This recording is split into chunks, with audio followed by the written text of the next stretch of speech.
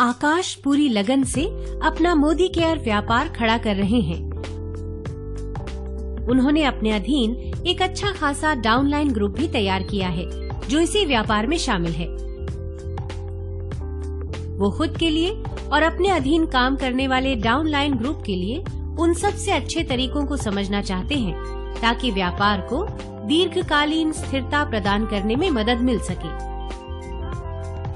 व्यापार में संचालन एवं आचरण से संबंधित नियमों के बारे में आकाश के कुछ सवाल भी हैं, जिसके लिए उन्होंने मोदी केयर से संपर्क किया है।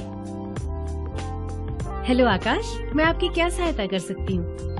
हेलो नेहा, मैं ये समझ चुका हूँ कि इस व्यापार में नेतृत्व महत्वपूर्ण है। एक अच्छे लीडर से क्या उम्मीदें की जाती हैं? आप सही सोच रहे हैं आकाश। जैसा कि आप जानते हैं कि ये व्यापार लोगों से जुड़ा है, इसलिए ये बेहद जरूरी है कि हम अपने अधीन काम कर रहे लोगों के सामने अच्छे उदाहरण पेश करें ताकि वे उनका पालन कर सकें। अगर हम अपना व्यापार सही तरीके से करते हैं तो उससे हमारे डाउनलाइन के लोगों को सही दिशा मिलती है। उन लोगों का ध्यान हमेशा हम पर ही होता है, इसलिए ये हमारी जिम्मेदारी बनती है कि हम वास्तव में एक अच्छे लीडर के तौर पर खुद को पेश करें। जहाँ तक आपके सवाल की बात है, तो एक अच्छे लीडर को पता होना चाहिए कि उसके अधीन काम करने वालों के क्या सपने हैं। अपने लक्ष्य को हासिल करने की प्लानिंग करने में वे मदद कर सके। साथ ही वे अपने अधीन काम करने के लिए लोगों को प्रशिक्षण दे सके, प्रेरित कर सके, कोच बन सके या अपने नीचे काम करने वालों को मोदी केयर की फ्री मीटिंग में ले जा सके ताकि वे इसके प्रोडक्ट और उसके इस्तेमाल के बारे में अपना ज्ञान बढ़ा सकें। उन्हें कंपनी के सभी प्रमोशंस सुनिश्चित करने होंगे। अपने ग्रुप को सभी ऑफर्स के बारे में पूरी जानकारी देनी चाहिए। लीडर को अपने अधीन काम करने वालों को स्वतंत्र रूप से ऑर्डर डालने के लिए प्रोत्साहित करना चाहिए। वाह, ये तो काफी अच्छा है। जी आकाश, एक अच्छे लीडर को अपने ग्रुप को सिर्फ MRP पर प्रोडक्ट बेचने के लिए प्रोत्साहित करना चाहिए। कोई महिला या पुरुष उतना ही खरीदेंगे जितना वे बेच सकते हैं या सेवन कर सकते हैं, और साथ ही अपने अधीन काम करने वालों को ऐसा ही करने के लिए प्रोत्साहित कर सकते हैं। इतना ही नहीं, एक लीडर को नीति संहिता और व्यापार के नियमों का पालन करना चाहिए। ये सुनिश्चित करें कि उनके ग्रुप के सभी कंसल्टेंट इसे सही तरीके से स्वीकार करें। मैं अपने ग्रुप के लिए एक अच्छा प्रेरणा स्रोत और लीडर बनना चाहता हूँ। मैं जानना चाहता हूँ कि ड्यूअल डिस्ट्रीब्यूटरशिप का क्या मतलब है। आवेदक या सह आवेदक यानी एप्लीकेंट या को एप्लीकेंट के तौर पर आप सिंगल डिस्ट्रीब्यूटरशिप नियम के तहत सिर्फ एक डिस्ट्रीब्यूटरशिप ही पा सकते हैं। पति और पत्नी एक ही संस्था के माने जाएंगे। अगर उन दोनों को व्यापार के साथ जुड़ना है तो उन्हें एक ही डिस्ट्रीब्यूटरशिप का हिस्सा बनना होगा। अगर व्यापार सिर्फ पत्नी के नाम पर हो तब क्या होगा? ऐसी स्थिति में पति को व्यापार में बराबर का जिम्मेदार माना जाएगा।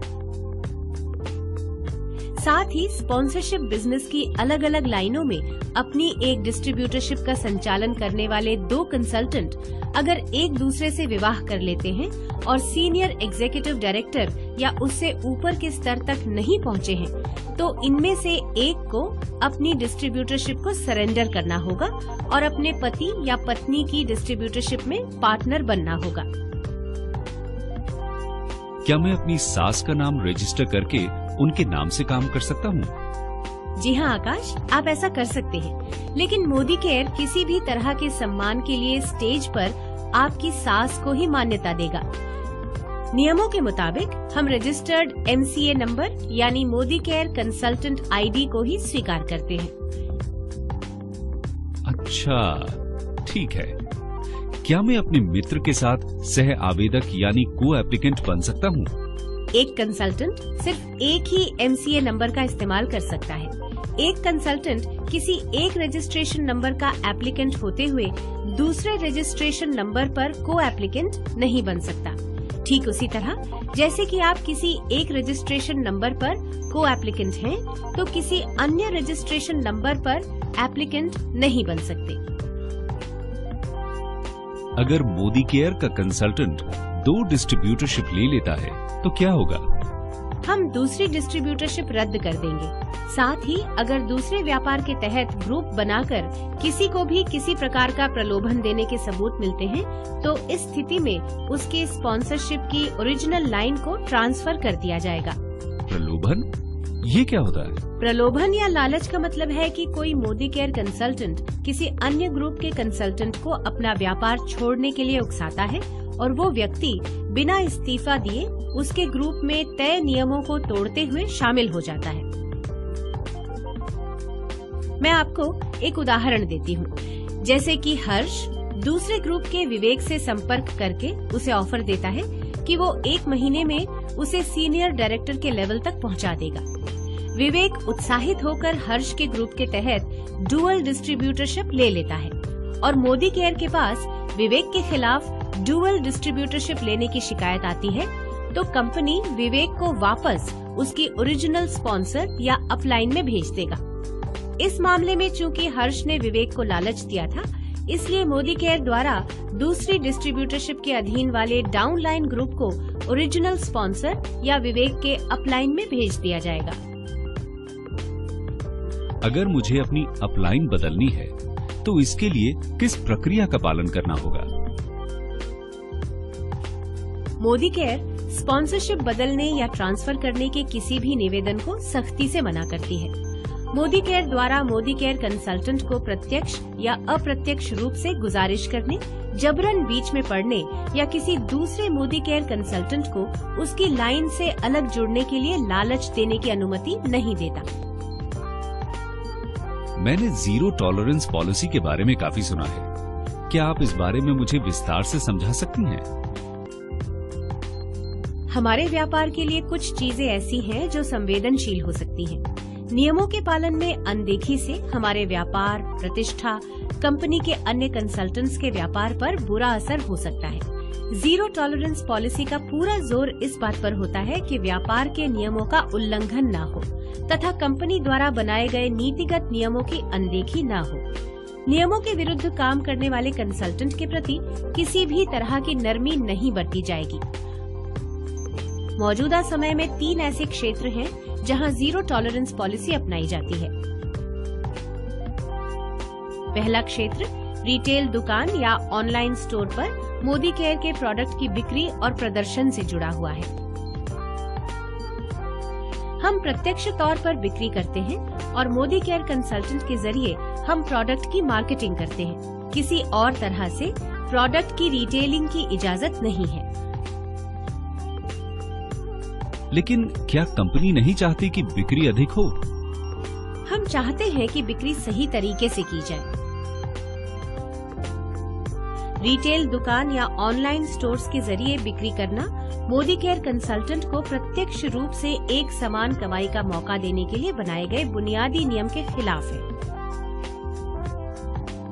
दूसरी जीरो टॉलरेंस पॉलिसी ये है कि कोई भी कंसल्टेंट किसी ऐसे व्यक्ति को बिना अनुमति ईमेल, मैसेज या किसी भी तरह की जानकारी नहीं भेज सकता या बिना वजह संपर्क नहीं कर सकता जिसके साथ व्यक्तिगत या व्यापारिक संबंध न हो।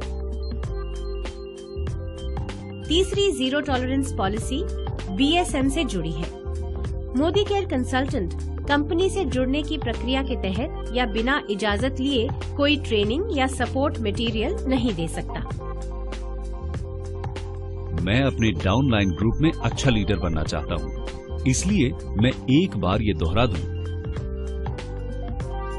कि मुझे अपनी डाउनलाइंस में ट्रेनिंग देनी होगी और उनके साथ कंपनी से जुड़ी नई जानकारियां भी साझा करनी होंगी। मुझे समीर मोदी आजादी प्लान में मौजूद आचार संहिता का पालन करना होगा। मैं सुनिश्चित करना चाहता हूं प्रोडक्ट्स की बिक्री कंसल्टेंट के जरिए ही हो, न कि किसी दुकान या ऑनलाइन स्टोर्स के जरिए। जी बिल्कुल आकाश, आप सही कह रहे हैं। वाह नेहा, ये जानकारी मेरे लिए काफी मददगार रही। आपका बहुत बहुत शुक्रिया। आपका स्वागत है आकाश। हम सलाह देते हैं कि आप इन श्रेष्ठ कार्य पद्धतियों को अपने ग्रुप में साझा करें। शुभकामनाएं।